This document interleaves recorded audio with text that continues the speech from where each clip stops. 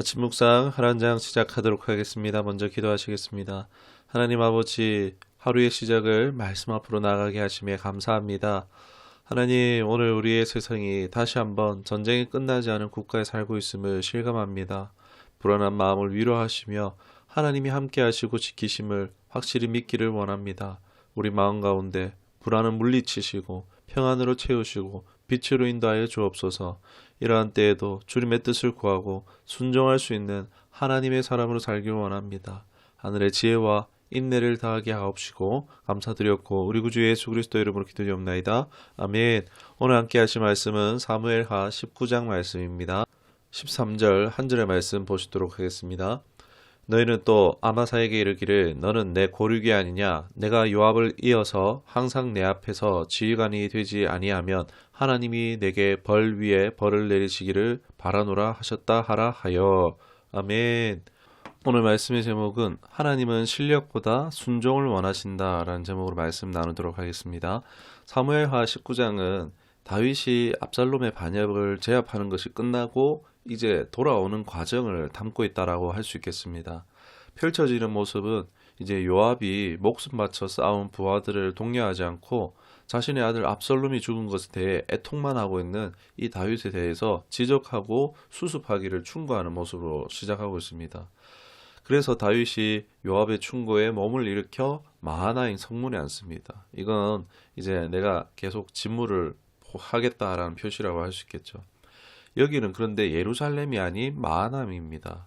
압살롬의 반역이 자기 집안에 일어난 일로 인해 자숙하는 의미와 또 압살롬의 반역에 지파의 장로들이 참석했기 때문에 그들이 자숙하고 백성들이 자숙하고 다시금 자신을 따르기를 바랬다라고 할 수 있겠습니다.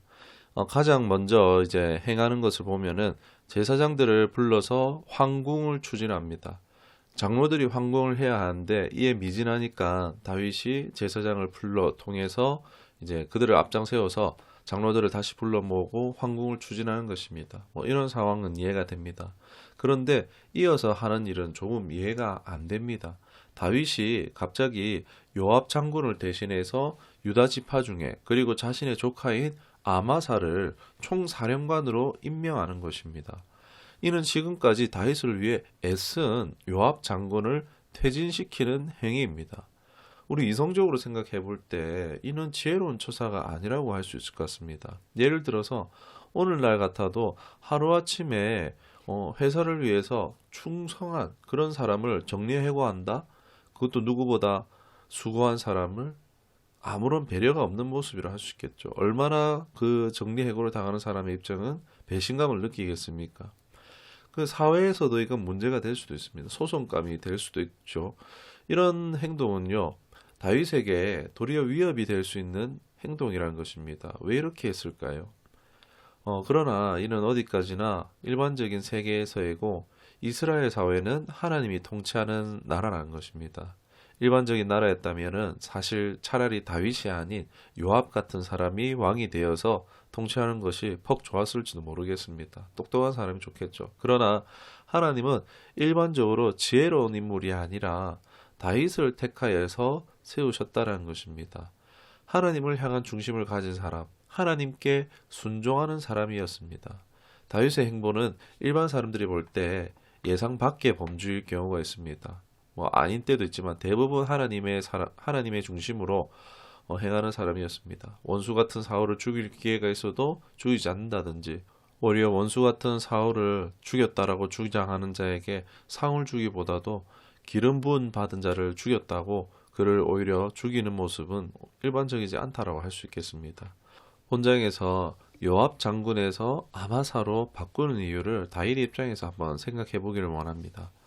여러분, 요압은 똑똑한 사람입니다. 다루기 힘든 부분은 있지만 나름 충성스럽고 전쟁이든 지략이든 분명히 여러 가지로 다윗에게 큰 도움이 되는 사람이었습니다. 그러나 그 똑똑함이 자기 생각에 옳은 대로 행함이 있습니다. 다윗의 명을 어기는 일들이 생겼다는 것입니다. 개인적인 원수로 아브넬을 죽였던 일도 있고 그리고 이번 사태도 그렇습니다. 총사령관은 어쩌면 절대 복종해야 되는 자리인데 요압은 자기의 판단을 의지하는 경향이 강했다는 것입니다.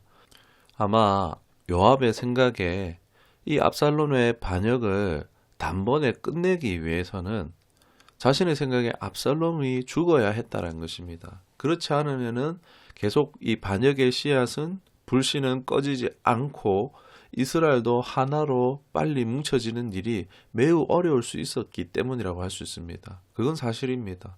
반역한 사람이 처벌되지 않는다면 그 반역의 씨앗은 불씨는 계속 켜져 있고 나라가 하나로 뭉치는 일은 어려웠을 것입니다. 요압의 판단에 압살롬을 죽이는 것은 당연한 것입니다. 그러나 그것이 요압의 어쩌면 충성스러움에서 지략에서 그랬다 할지라도 왕인 다윗의 명령을 어긴 것이고 자신의 임의로 순종하는 것보다는 더 쉬운 선택을 하고 만 것이라 할 수 있습니다. 요압의 이러함은요, 마치 버림받았던 사울 왕의 모습을 생각나게 합니다. 사무엘 제사장을 통해서 전해진 말씀을 따르기보다도 계속 자신의 임의로 행동했었죠. 사람들이 전쟁에서 이제 떠나가니까 자기가 제사를 대신 드린다든지 진멸하라는 심판의 전쟁에서 좋은 것들과 적장을 살려서 데리고 온다든지 뭐 하나님께 좋은 것을 제사 드리려고 그랬다라는 뭐 말도 안 되는 이유를 들면서 자기 마음대로 했고 사울 왕은 버림받았습니다. 꼭 그 모습이 요압의 모습에서 재현되고 있는 것입니다. 우리는 이를 반면교사 삼아야 됩니다.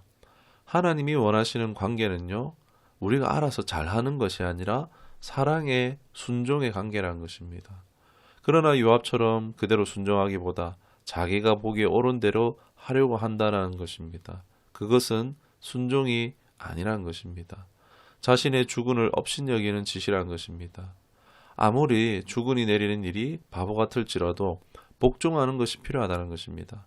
사람의 관계도 그럴진데 하나님의 관계에서 하나님의 말씀 뜻을 임의로 해석하고 자신의 임의로 행하는 것은요, 내가 하나님과 동격이든 위에 있는 것으로 여기는 것입니다.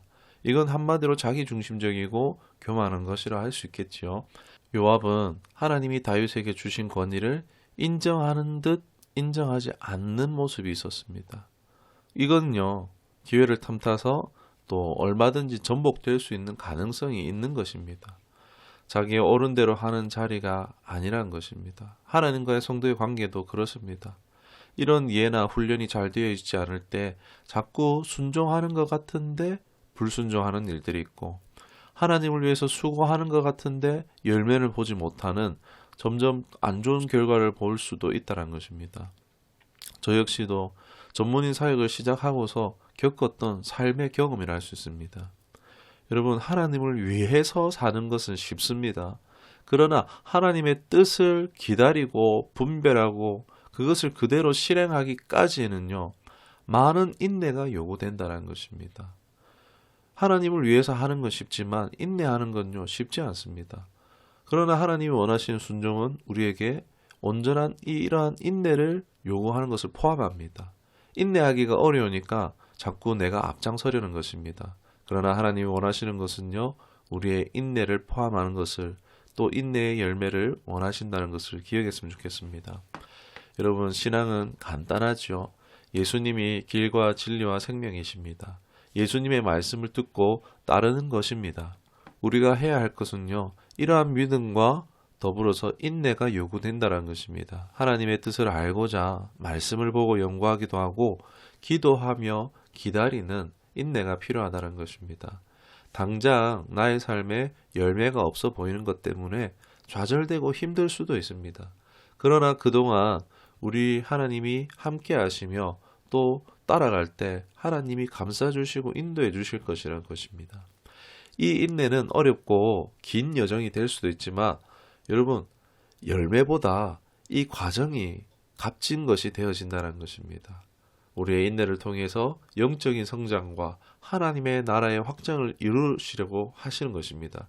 그러므로 우리는 사랑의 순종과 하나님의 뜻을 기다리는 인내를 갖춰야 하는 줄 믿습니다. 이를 통해 우리는 하나님과의 깊은 관계를 형성하고 하나님의 사랑과 은혜를 더욱 많이 경험할 수 있을 것입니다. 이는 우리 자신뿐만이 아니라 우리 주위 사람들에게도 큰 영향을 미칠 것입니다. 하나님의 사랑과 인도하심을 경험하기 위해 기도하며 인내하는 우리의 삶이 하나님을 위한 아름다운 순종의 삶이 될 수 있기를 주님의 이름으로 축원합니다. 기도하겠습니다. 하나님, 우리에게 지혜를 더하여 주옵소서. 육신이 비록 이 땅에 속했기 때문에 육신의 지혜도 필요하지만 무엇보다 하나님을 아는 지혜가 있게 하여 주옵소서. 확실한 믿음과 하나님을 신뢰함으로 온전한 순종의 삶 살기를 원합니다. 생사하복이 하나님께 있습니다. 오늘 주어진 삶이 목적 성취를 위해서만 살아가는 삶이 아니라 하나님의 주신 뜻, 말씀 안에서 이 과정을 충실히 살아낼 수 있는 우리가 되게 하여 주옵소서. 우리를 인도하시고 보호하시고 함께하옵소서. 그 함께함으로 담대히 오늘을 살고 하루의 한순간 한순간을 하나님으로 말미암아 누리며 만끽할 수 있기를 원합니다. 예수님의 이름으로 기도드리옵나이다. 아멘.